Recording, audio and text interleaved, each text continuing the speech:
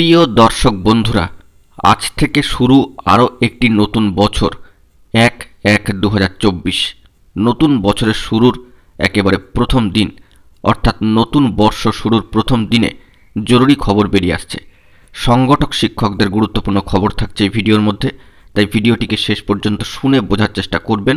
প্রাসঙ্গিক সমস্ত বিষয় নিয়ে আলোচনা হচ্ছে ও নিয়োগ সংক্রান্ত বিষয়গুলিকে ঘিরে। অবশ্যই ভিডিওটিকে শেষ পর্যন্ত সম্পূর্ণ শুনে বোঝার চেষ্টা করবেন ও ভিডিওটিকে শেষ পর্যন্ত দেখে নেবেন। যে সমস্ত বন্ধুরা চ্যানেলটি এখনও সাবস্ক্রাইব করেননি, অবশ্যই সাবস্ক্রাইব করে সঙ্গে থাকবেন। বন্ধুরা, পাওয়া না পাওয়ার বেশ কিছু হতাশা এবং ভালো মন্দ সমস্ত কিছুকে মিলিয়েই কিন্তু 2023 সালটি অতিক্রান্ত হয়ে গেল এবং আমরা আজ থেকে পদার্পণ করলাম অর্থাৎ প্রবেশ করলাম নতুন আরেকটি বছরে। এই বছরে আমরা কি কি পাবো সেটি নিয়ে বর্তমানে কিন্তু ভাবতে হবে।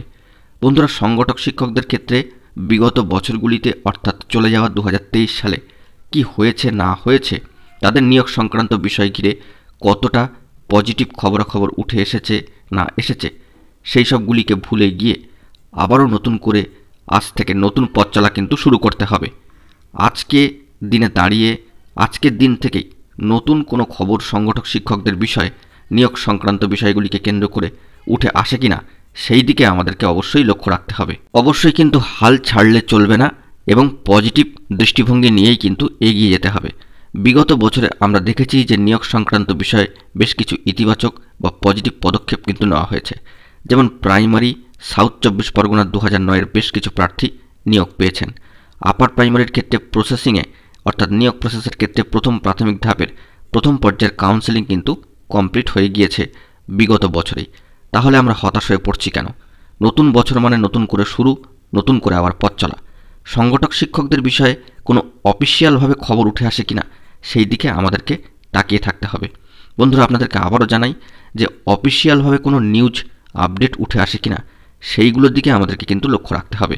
যে নতুন বছরের শুরুতে এরকম কোনো প্রসেসিং সংক্রান্ত বিষয়, কোনো নোটিফিকেশান, কোনো খবর সরাসরি অফিসিয়াল ওয়েবসাইটে দেওয়া হয় কিনা কিংবা এই ধরনের কোনো পজিটিভ অফিসিয়াল খবর উঠে আসে কিনা সেই দিকে কিন্তু আমাদেরকে তাকিয়ে থাকতে হবে।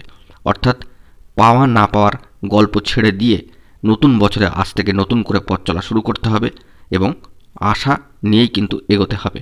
কোনো পজিটিভ খবরাখবর অফিসিয়ালভাবে উঠে এলে তা অবশ্যই আপনাদের মাঝখানে তুলে ধরার চেষ্টা করব। তবে নিয়োগ সংক্রান্ত বিষয়ে বর্তমানে অত্যন্ত ইতিবাচক কিছু পদক্ষেপ আমরা দেখতে পাচ্ছি।